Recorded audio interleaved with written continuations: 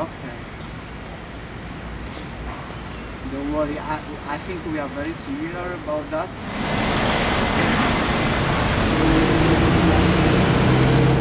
My car!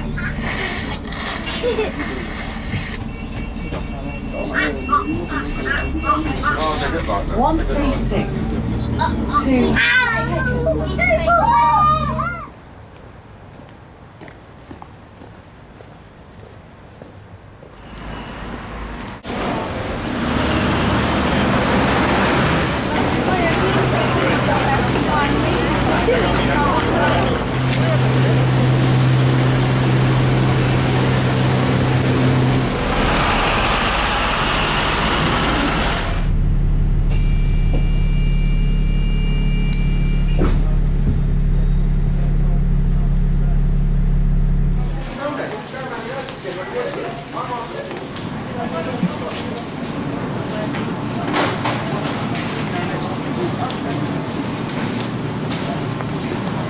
So you passed unobserved, even when you were walking with your friend who was wearing a particular hat which covered the face.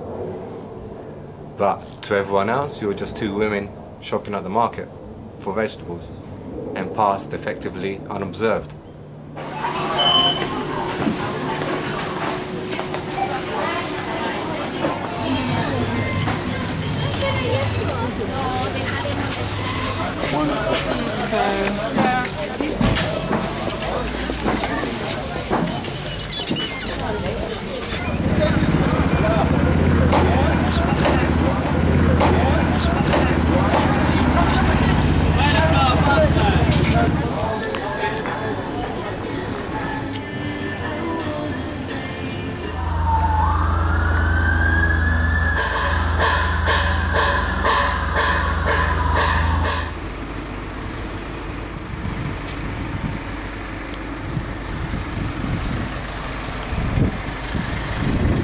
As soon as you stepped out of those fixed roles, all eyes were on you.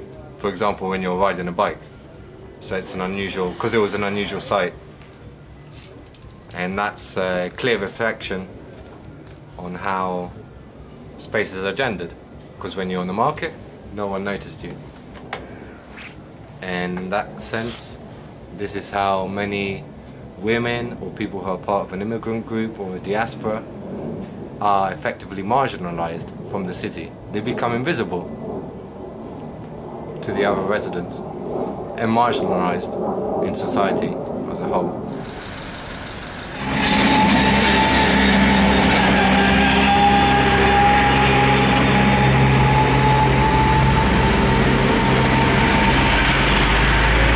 You know, I was going on the bike deliberately, but also because this is something I do anyway, every day. This is my life, and I couldn't imagine not to do that.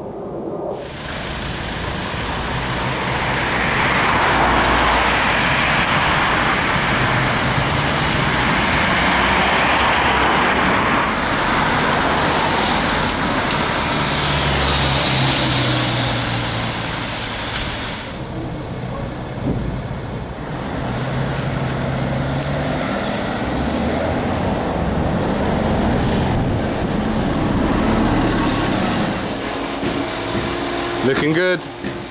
Or maybe it's ninja, I don't know. Let's have a photo with the punk. Like ninja. Ninjas don't wear skirts. Yeah, they do. On the more ironic side, to reinforce this point about the gender and breaking these categories, there's a scene where you piss against the wall. Clearly is stepping out of the traditional.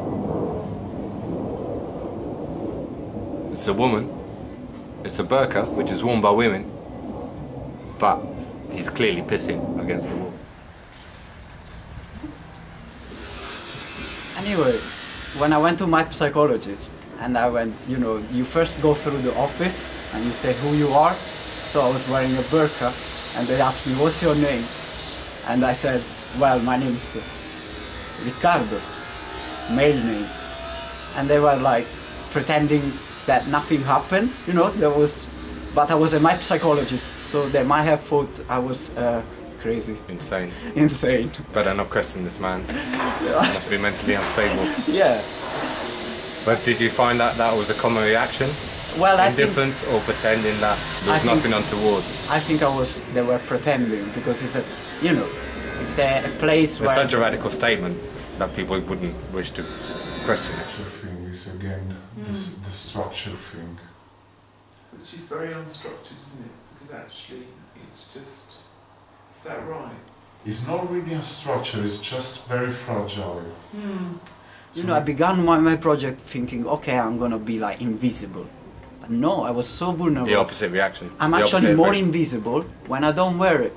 In fact, I went out after. In London anyway, no? Yeah. And the burqa is a fairly common sight in London. Yes. I mean, let alone if you're somewhere where Yeah. it's... But I was invisible in the market. So a woman in a burqa in the market. Passes unobserved. Yes.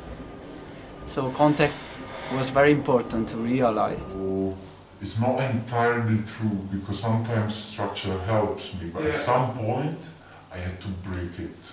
Right. Some of my employers liked it when I was working for them. But, so if something, you have to do something in a couple of days' time, Yeah, I get what's the anxiety? stuck. What is it? That I'm not able to do what I feel in the moment, because maybe if you tell me, okay, see you in 2 days, then maybe tomorrow I come with a thought that it would involve more than 2 days of work, and then if that happens, then I wouldn't be free to do it. But this is just because usually it doesn't happen. I was going to say, does that happen often? I'm not sure. I don't even think. Right. So not so often that you really remember it. Yeah, it's just this feeling of... Feeling. Yeah, it's just this feeling of feeling stuck, imprisoned by a structure. Does that make, how does that feel? Kind of angry? No, just I'm free. Right. Yeah. I'm free. Imprisoned by the structure, and then when you're not free, you can't. But somehow, like for example, this one is giving me a structure. It's giving me the structure of I have to go out because I have to experiment. I cannot be inside, like inside I take it off. So I have to go out, and I have this for a week, and I'm not going out without it. So I really I kept the promise with myself. Today is the fourth. It's the fourth day today, and I really been.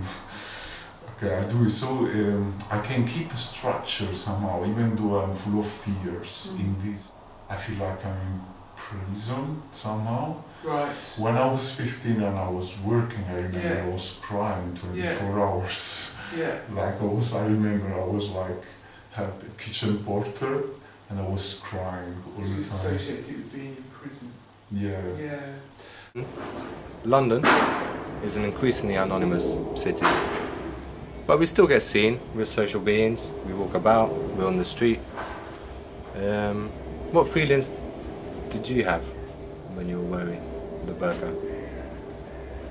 Well, I started my project because I wanted to become invisible, and I decided to wear a burqa because I thought it was a legal way here in England to kind of be anonymous and erase my identity for a while. Invisibility. Yeah. How did people perceive you? What kind of reactions did you get? Well, when you were on the street? It depended by the context. Shopping for vegetables? Yeah, it was great. No one really looked at me. It was normal to see me in that context. So when you were engaged in traditional roles, such as shopping for food in the market, someone who generally wears a burqa, you were invisible. I was but as soon invisible. as you stepped out of the traditional, you started getting noticed. Yeah.